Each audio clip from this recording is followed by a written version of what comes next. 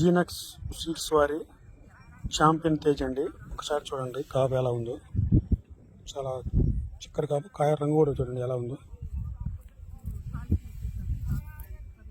కాపు ఎలా ఉందో.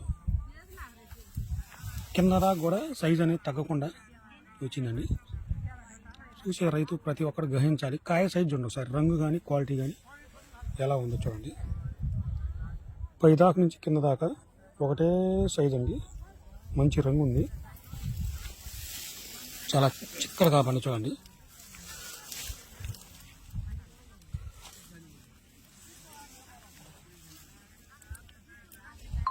జీనక్స్ సీడ్స్ వాళ్ళది ఛాంపియన్ తేజ్ అండి.